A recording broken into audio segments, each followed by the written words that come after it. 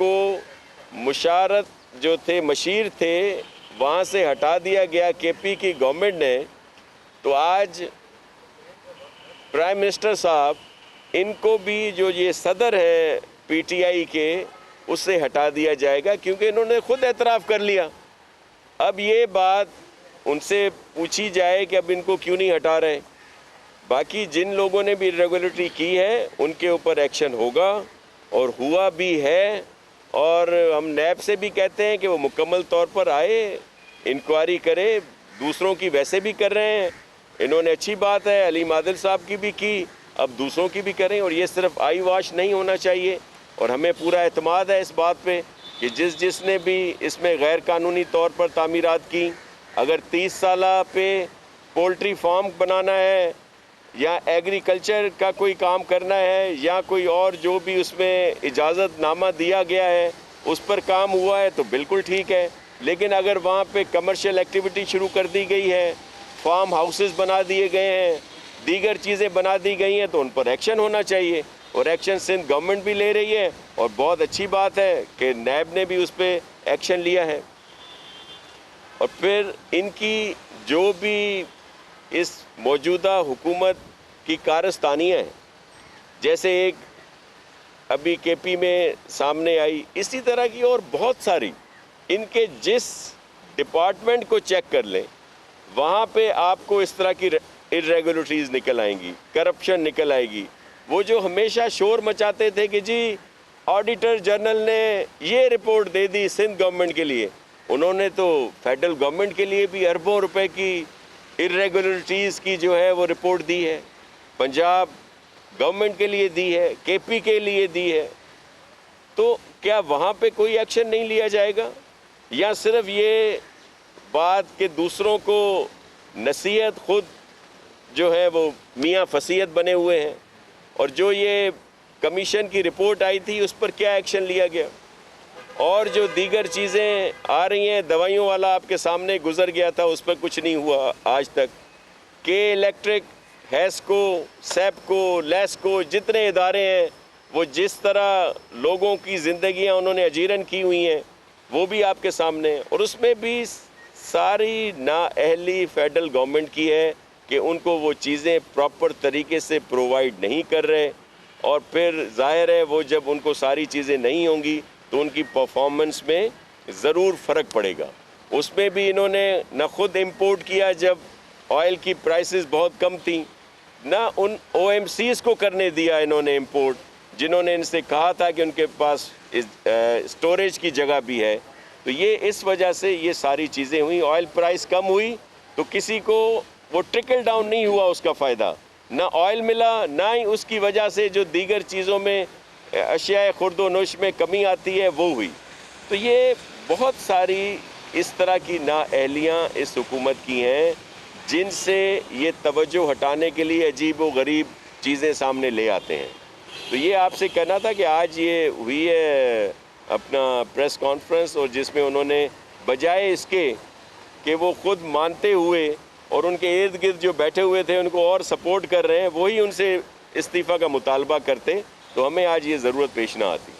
सईद साहब बात करेंगे। मैं शाह साहब की बात को थोड़ा सा आगे बढ़ाऊंगा। एक तो सच्ची बात है, मुझे तो नैब के ऊपर ये एतमाद नहीं है कि वो किसी पीटीआई के लीडर के ख़िलाफ़ कोई कार्रवाई करेंगे। मुझे महसूस ये हो रहा है कि नैब ने शायद इस इशू को इसलिए टेकअप किया है कि इसको हलीम आदिल शेख को ये क्लीन चिट दे दी जाए। कोई ऐसा केस, ऐसी मिसाल हमारे सामने नहीं है जहां नैब ने वाज़े शवाहिद होने के बावजूद भी पीटीआई के रहनुमाओं के ख़िलाफ़ कोई कार्रवाई की हो। मिसालें आपके सामने मौजूद हैं। शुगर कमीशन की रिपोर्ट आ गई, नैब अभी तक सो रहा है। वज़ीर आज़म पर उंगलियां उठी हैं उसमें, वज़ीर आला पंजाब पे उंगलियां उठी हैं उसमें, असद उमर पे उंगलियां उठी हैं उसमें, रज़ाक दाऊद पे उंगलियां उठी हैं उसमें, हफीज़ शेख के ऊपर उंगलियां उठी हैं उसमें, जहांगीर तरीन की तरफ है, खुसरो बख्तियार की तरफ हैं। लेकिन किसी एक शख्स को भी अभी तक नैब ने तलब नहीं किया और किसी से वो नहीं पूछ रहे हैं।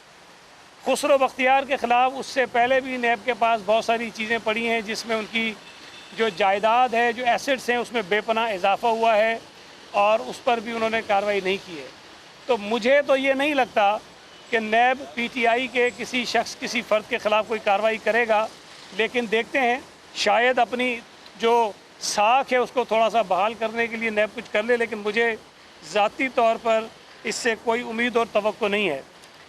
दूसरी बात जो शाह साहब ने कही, मैं समझता हूँ बिल्कुल ये दुरुस्त है और हम भी हर जगह ये बात करते हैं कि इस वक्त इस मुल्क की मईशत का जो हाल हुआ है, इस मुल्क में जो शुगर कमीशन की रिपोर्ट आई है, जो कोरोना की सूरत हाल है, जो गंदम की किल्लत है इस वक्त पंजाब में और बहुत महंगी लोग ख़रीदने पर मजबूर हैं, और पंजाब हुकूमत की नाअहली की वजह से इम्कान इस बात का भी है कि बाकी सूबों में भी ये मसला कहीं पैदा ना हो जाए।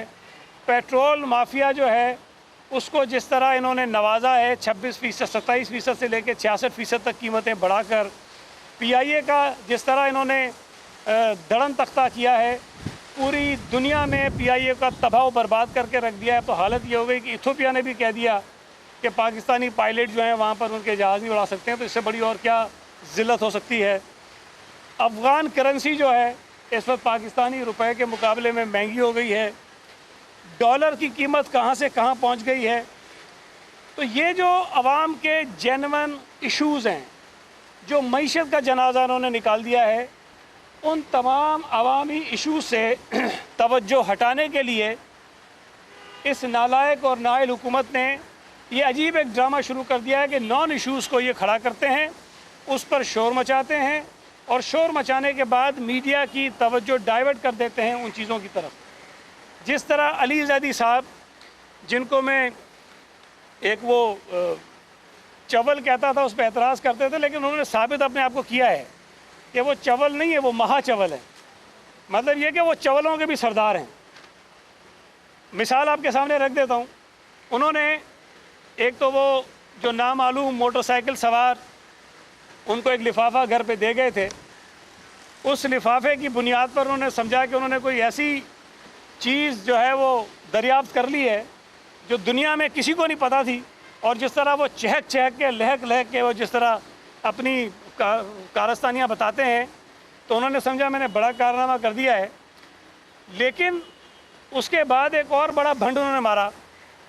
उन्होंने परसों रात ये कहा कि मैं एक बहुत ज़बरदस्त जो है वो वीडियो लेकर आ रहा हूँ और उससे पीपल्स पार्टी के और जरदारी साहब के और पता नहीं किस किस के वो पता नहीं क्या क्या चीज़ें बेनकाब कर देंगे। पूरी कौम, पूरा मुल्क, पूरा मीडिया परेशान के पता नहीं कौन सा तूफ़ान आ रहा है, कौन सी क़यामत आ रही है सुबह। और सुबह उन्होंने एक वीडियो रिलीज़ की शेख हबीब जान की, और उसमें जो कुछ था वो आपने देखा। लेकिन मैं ये बात पिछली अपनी 3 प्रेस कॉन्फ्रेंस में कह चुका हूँ और इनमें से किसी ने जवाब नहीं दिया। मैं ये बात कह रहा था कि PTI का अमन कमेटी के साथ राब्ता था। मैं ये बात कह रहा था कि अली ज़ैदी ने जो शाहज़ेब खानज़ादा के प्रोग्राम में झूठ बोला, जब उसी GIT के अंदर ये लिखा है उज़ैर बलोच ने कि जी PTI अमन कमेटी को अपनी पार्टी में शामिल करना चाहती थी, तो अली ज़ैदी साहब कहते हैं कि नहीं मुझे तो नहीं पता, ये तो मैंने GIT में पढ़ा है। इससे बड़ा सफ़ेद झूठ कोई नहीं हो सकता। मैं दोबारा दोहरा रहा हूँ अपनी बातों को। सदर पाकिस्तान आरिफ अलवी, गवर्नर सिंध इमरान इस्माइल और अली ज़ैदी, इन तीनों अफराद ने एक 3 रुकनी कमेटी बनाई। उस 3 रुकनी कमेटी को ये टास्क दिया कि आप अमन कमेटी से रब्ता करें और इनको PTI में शामिल करने के लिए राज़ी करें। और उस 3 रुकनी कमेटी ने रब्ता किया और उसके बाद इनकी जो राब्ते थे वो बढ़े, और फिर PTI के जो धरने थे कराची के, जो CBU पर इन्होंने धरना दिया, उसमें अमन कमेटी के लोग शरीक होते रहे और उनके स्टेज पर बैठते रहे और इनकी दावतें होती रहीं, इनकी मुलाकातें होती रहीं।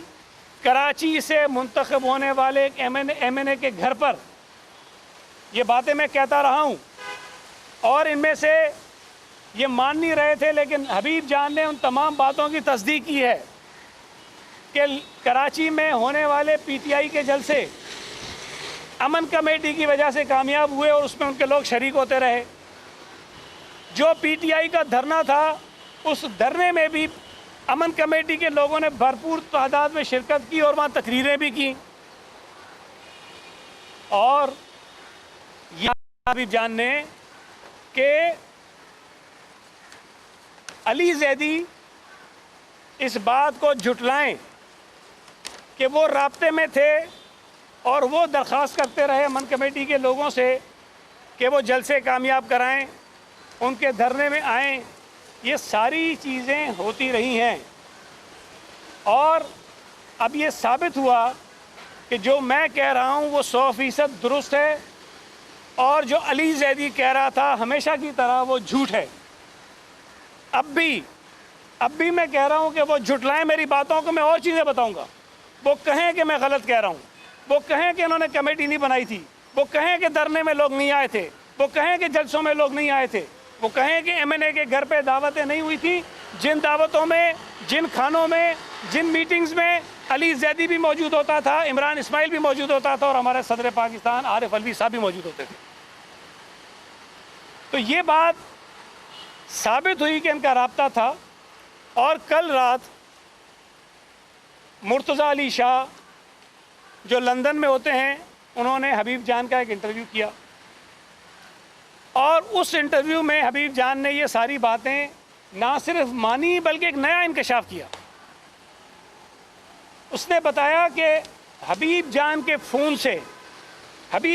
फ़ोन से और लंदन में पीटीआई की कोई खातून रहनुमा, गालिबन राबिया उनका नाम है शायद, उनके फ़ोन पर इमरान खान और डॉक्टर जुल्फ़िकार मिर्ज़ा की बात हुई सन 2011 में और वहाँ पर ये सारी चीज़ें तय हुई कि अमन कमेटी पीटीआई को सपोर्ट करेगी और उसके बाद वो सारी चीज़ें होती रहीं।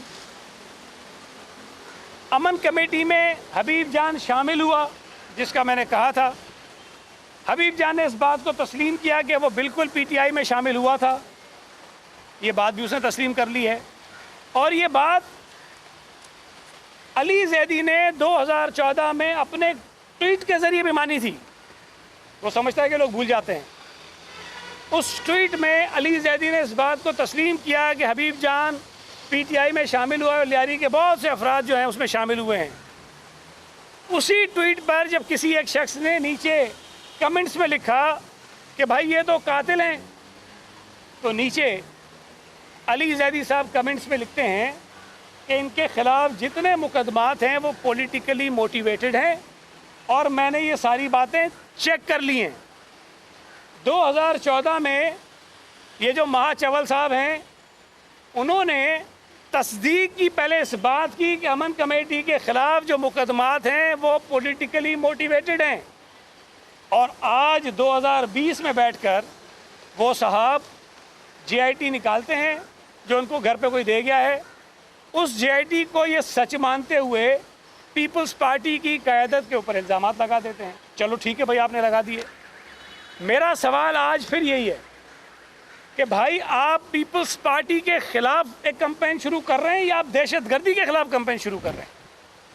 वो कहेंगे दहशतगर्दी के ख़िलाफ़ कर रहा हूँ। तो दहशतगर्दी के ख़िलाफ़ जब आप कर रहे हैं तो आपकी ज़बान पे ताले क्यों पड़ जाते हैं? आप क्यों जिक्र नहीं करते हैं बल्दिया टाउन फैक्ट्री की जीआईटी का जिक्र आप क्यों नहीं करते हैं? उसमें तो कोई अगर मगर नहीं है, कोई दूसरी रिपोर्ट नहीं है। एक रिपोर्ट है जिसमें वाज़ेह तौर पर बताया गया कि किस सियासी जमात ने किस तरह से ये सारी चीज़ें की हैं और वो आपके इत्यादी हैं। जुल्फ़िकार मिर्ज़ा जिनको ये साहब कहते हैं वो तो हुर हैं। उस हुर ने 2015 में अपने एक टीवी इंटरव्यू में जब उससे पूछा गया कि भाई ये जो सारी चीज़ें आपने की थी जब आप वज़ीर दाखिला थे, आपने किसी के कहने पे की थी? वो साहब फरमाते हैं मैंने किसी के कहने पे नहीं की थी, मैंने सारी चीज़ें खुद की थी।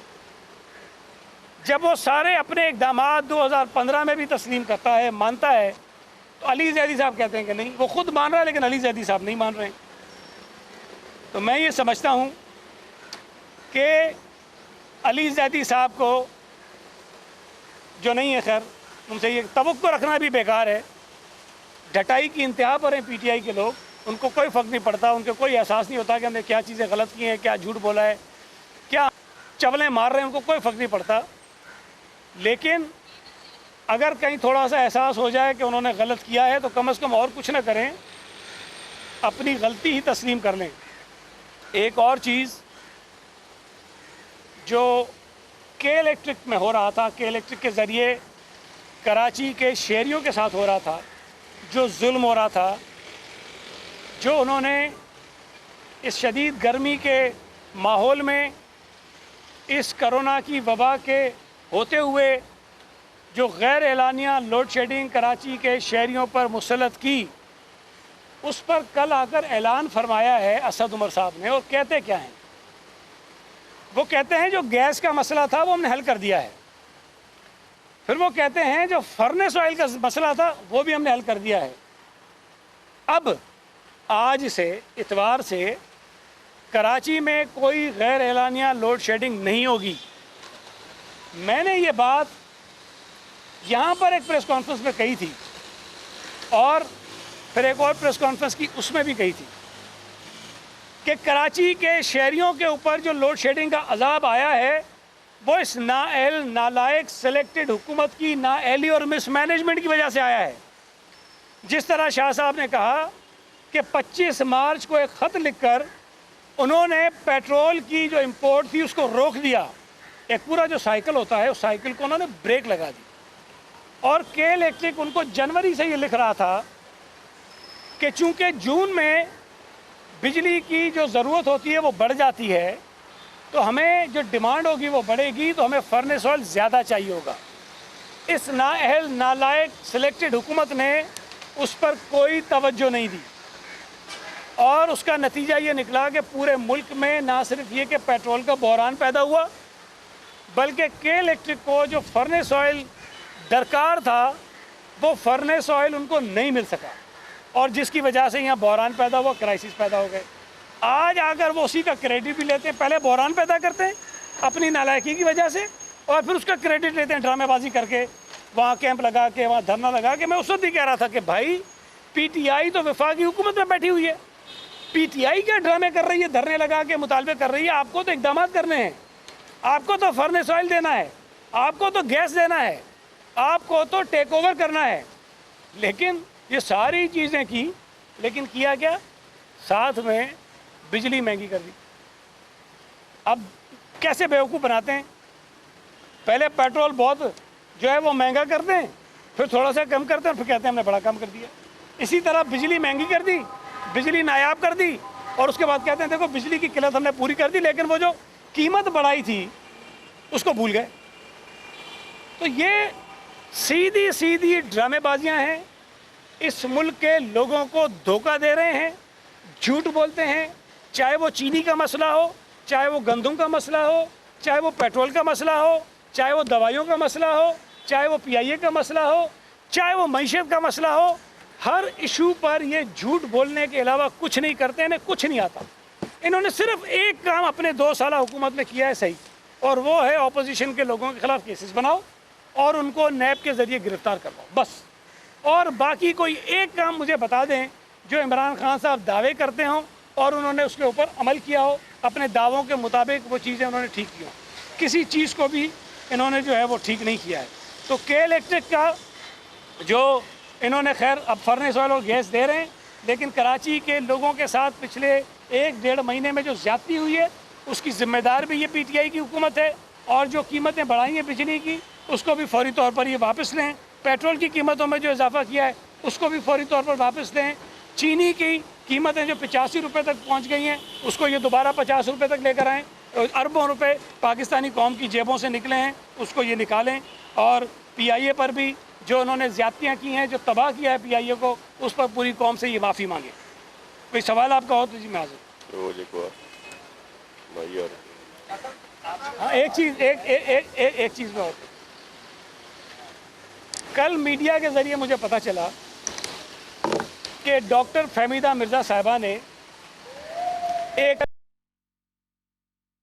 सिंध असम्बली को और ये फरमाया है कि मैंने असम्बली के रूल्स की वायलेशन की है, कोई CCI के रूल्स की वायलेशन की है, और असम्बली में खड़े होकर मैंने सूबा सिंध के लोगों के जो हक़ की बात की है, सूबा सिंध के हक़ की बात की है, डेवल्यूशन की बात की है, वफाकी हुकूमत की ज़्यादती की बात की है, वो मैंने गलत की है, मुझे नहीं करनी चाहिए थी।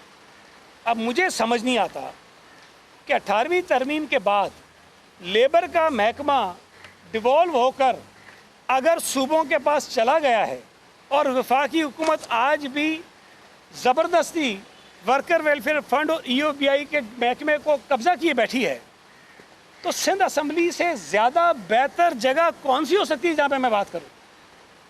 मैं सिंध असम्बली का रुकन हूँ नंबर 1, मैं सूबा सिंध का बाशिंदा हूँ नंबर 2, मैं लेबर का मिनिस्टर हूँ नंबर 3। ये तीनों चीज़ें मुझ पर जिम्मेदारी डालती हैं, मुझ पर ये फ़र्ज़ है, मुझ पर सूबा सिंध के लोगों का ये कर्ज़ है कि मैं असम्बली में खड़े होकर सूबा सिंध के लोगों की हक़ की बात करूं, सूबा सिंध के हक़ की बात करूं और सूबा सिंध के साथ वफाकी ज़्यादतियों पर अपनी बात करूं। तो मैंने वो बात की और इसमें कोई गलत बात नहीं है। मुझे तो उम्मीद ये थी कि मोहतरमा फहमीदा मिर्ज़ा साहिबा जो भी जितवाई गई हैं सूबा सिंध से, जो दावा करती हैं कि वो सूबा सिंध की कौमी असम्बली में नुमाइंदा हैं, वो भी वही बात करेंगी जो मैं कर रहा था। लेकिन एक उन्होंने जो मीटिंग हुई अक्टूबर 2018 में जो मैंने अटेंड की चीफ मिनिस्टर साहब के कहने पर, उस मीटिंग के मिनट्स को इन्होंने प्रॉपर रिकॉर्ड नहीं किया। उस मीटिंग के जो मिनट्स थे उसको गलत तरीके से CCI के सामने पेश किया। तो मैंने अगर ये बात असम्बली में कही तो मैंने जुर्म नहीं किया, मैंने तो अपनी जिम्मेदारी अदा की है। लेकिन वो मोहतरमा को बुरा लग गया कि मैं क्यों असम्बली में बात कर रहा हूँ। भाई असम्बली में ना करूँ तो कहाँ करूँ, मुझे बताइए आप। तो मैं ये समझता हूँ जो बात मैंने कही मैं उसको दोबारा दोहराऊँगा, मैं बार बार कहूँगा और ये बात मैं रिकॉर्ड पे लाना चाहता हूँ कि मैंने असम्बली में बात की है बजट सेशन में, गालिबन 24-25 जून को। लेकिन उससे बहुत पहले ये चीज़ रिटन में सिंध हुकूमत के रिकॉर्ड पर है, चीफ मिनिस्टर को हम लिख के भेज चुके हैं। चीफ मिनिस्टर साहब ने इस बात की मंजूरी दी है कि अगर CCI को ऐसा फैसला करे जिस पर किसी सूबे को एतराज़ हो तो हम आर्टिकल 184(1) के तहत सुप्रीम कोर्ट में जा सकते हैं। चीफ मिनिस्टर साहब ने मार्च में इसकी मंजूरी दी है कि हम सुप्रीम कोर्ट से रुजू करें और सिंध हुकूमत उस फैसले के ख़िलाफ़ सुप्रीम कोर्ट से रुजू करने जा रही है। तो ये हमारा हक़ है, आईना में इसकी इजाज़त देता है। फहमीदा मिर्ज़ा साहिबा को सिंध दुश्मनी वाली बातें नहीं करनी चाहिए। वो सिंध से मुंतखब होने का दावा करती हैं, वो सिंध से मुंतखब होकर वजारत में बैठी हैं, उनको वो बात करनी चाहिए जो सूबा सिंध के हक़ में है। लेकिन मोहतरमा बात वो कर रही हैं जो सूबा सिंध के लोगों के हुकूक़ के ख़िलाफ़ है। तो बराए मेहरबानी मैं उनसे गुजारिश करूँगा कि अपने आप को अगर वो सूबा सिंध की बाशिंदे के तौर पर, यहाँ के नुमाइंदे के तौर पर कहती हैं तो वो सूबा सिंध के हक़ की बात करें, सूबा सिंध के हकूक़ को गसब करने वाली वफाकी हुकूमत के साथ ना खड़ी हों।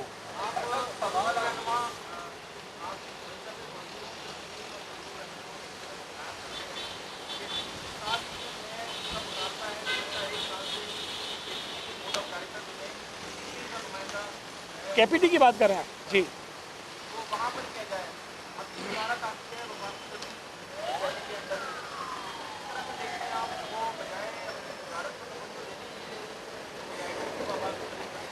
देखें, मैं आपको एक चीज़ याद कर रहा हूँ कि पाकिस्तान पीपल्स पार्टी की जब वफाकी हुकूमत थी तो हमने तमाम वफाकी इदारों में उन इदारों के मज़दूरों को शेयर दिए थे, शेयर दे के उनको हिस्सेदार बनाया था। और उसमें यह भी था कि इसके बाद जब शेयर होल्डर हो जाएंगे, हिस्सेदार हो जाएंगे, तो उन मज़दूरों का एक नुमाइंदा जो है वो बोर्ड ऑफ डायरेक्टर्स में बैठा करेगा। लेकिन PMLN की हुकूमत ने उस सिलसिले को रोका और इन्होंने भी रोका हुआ है। तो हम तो इस बात के एडवोकेट रहे, बल्कि हमने अमली तौर पर ये काम किया। तो हम तो ये समझते हैं कि बिल्कुल हर उस इदारे में जो वफाक के मातहत है वहाँ मज़दूरों का एक नुमाइंदा उस बोर्ड का मेंबर होना चाहिए। तो बिल्कुल होना चाहिए। सिंध में तो हमने ये किया कि जैसे वर्कर वेलफेयर बोर्ड है, सोशल सिक्योरिटी का महकमा है या और महकमे हैं जहाँ मज़दूरों की नुमाइंदगी होती है, हमने हुकूमत का जो रेशो था नुमाइंदगी का उसको कम किया और हमने एम्प्लॉयर और वर्कर्स की नुमाइंदगी के रेशो को बढ़ाया। अब जितने बोर्ड्स बनते हैं उसमें 40% वर्कर्स के नुमाइंदे होते हैं, 40% मालिकान के नुमाइंदे होते हैं और सिर्फ 20% जो है वो हुकूमत की नुमाइंदगी होती है। तो हम तो प्रैक्टिकल ये काम कर रहे हैं। एक कहा ये जाता है कि एक जो है उसका एक बड़ा पार्टी पार्टनर पीपल्स पार्टी का करना है और वो पीपल्स कांग्रेस का लेकिन तो वो किसी भी कार्रवाई नहीं करती क्योंकि उनका कारोबारी पार्टनर नहीं हमारा मतलब इसमें फर्क है कि तासुर है। क्या कहते हैं आप? देखिए, ये तासुर बिल्कुल गलत है और उनके ख़िलाफ़ अली मादिल साहब के ख़िलाफ़ इंक्वायरी हो रही है। एंटी करप्शन में भी, रेवेन्यू के जो रिकॉर्ड हैं उसके लिहाज से भी।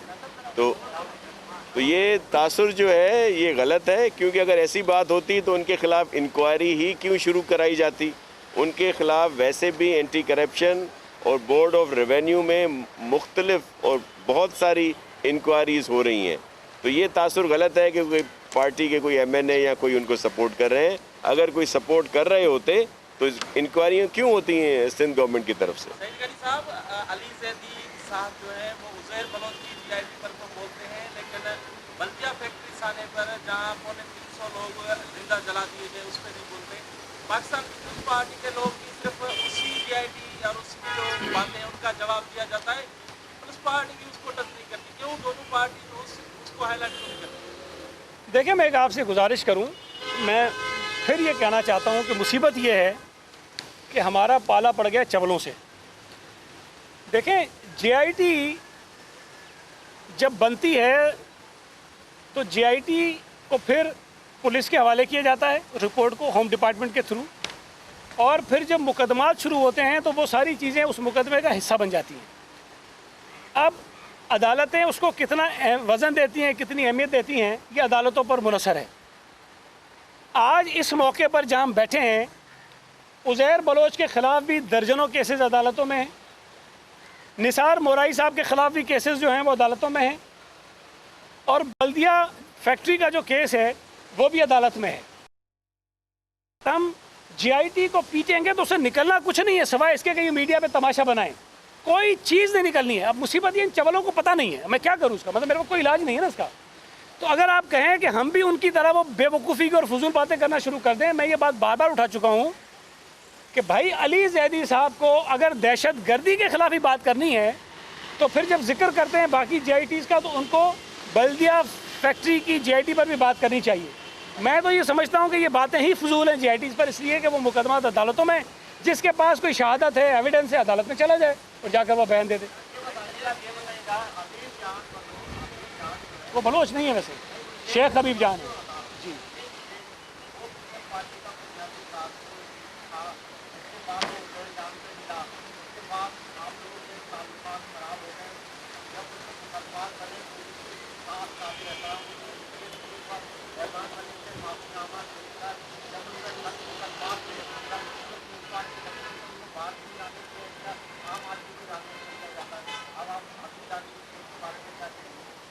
आप इसमें सारे सीक्वेंस में एक बात छोड़ गए। वो पीपल्स पार्टी में थे, पीपल्स पार्टी के टिकट पे वो इलेक्शन भी लड़े, लेकिन ये जब सारे हालात ख़राब हुए तो वो चले गए किसी और तरफ चले गए, पीपल्स पार्टी के ख़िलाफ़ हो गए। फिर जब ये सारे मामला चल रहे थे तो 2014 में उन्होंने पाकिस्तान तहरीक इंसाफ में शमूलियत इख्तियार की। नहीं, जाने हमने नहीं दिया मेरे भाई, वो कल बता रहे थे कि पता नहीं ईरान से इधर उधर से छिपछपा के गए। मैं अर्ज़ करूँ आपसे, जो उन्होंने कहा मुझे तो नहीं पता कैसे गए, लेकिन सवाल ये पैदा होता है कि आज PTI हबीब जान के बयानात को बुनियाद बनाकर पीपल्स पार्टी पर तनकीद करती है। उसी हबीब जान ने वो बातें भी कह दी जो मैं कह रहा था कि PTI तो बाबा माई बाप थी उस वक्त उनकी ना, मतलब बिल्कुल एक रोमियो जूलियट बने हुए थे और जलसों में भी जा रहे थे, खाने भी खा रहे थे, मिन्नत तरले भी हो रहे थे, फ़ोनों पर रब्ते भी हो रहे थे। वो तो कहते हैं कि अली जैदी हमारी सपोर्ट के बग़ैर कराची में आ नहीं सकता था, इमरान खान अमन कमेटी की हिमायत के बगैर कराची में आ नहीं सकता था जब MQM ने उस पर पाबंदी लगा दी थी। और भी कई लोगों के नाम दिए कि आ नहीं सकते थे। असल तो जवाब अब वो देना उन चीज़ों का, हम तो ये 6 सालों से दे रहे हैं जवाब। असल जवाब जो उन्होंने मुर्तज़ा अली शाह के इंटरव्यू में उठाए हैं सवालात, उसका जवाब इनको देना चाहिए आकर कि वो सच बोल रहे हैं कि झूठ बोल रहे हैं। जी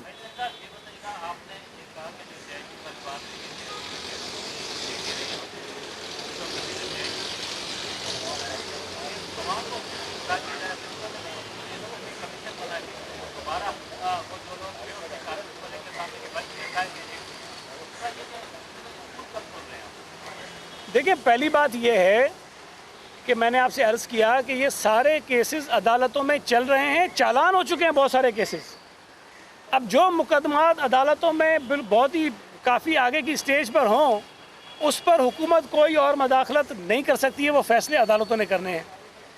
जहाँ तक स्कूलों की बात है, 15 सितंबर की बात जो हुई है, जो तमाम सूबों के और वफाक के जो एजुकेशन मिनिस्टर हैं उनकी मीटिंग में, वो डेट हमने रखी है, अनाउंस की है। लेकिन अल्लाह करे कि 15 सितंबर से पहले कोरोना की सूरत हाल कंट्रोल में आ जाए तो इंशाअल्लाह ताला 15 सितंबर को हम स्कूल खोल देंगे। लेकिन खुदा न खास्ता अगर हालात ख़राब हुए और 15 सितंबर से पहले सूरत हाल कोई मुनासिब नहीं हुई तो हो सकता है कि मज़ीद उसको आगे बढ़ाएं। बहुत बहुत शुक्रिया। बहुत शुक्रिया, थैंक यू।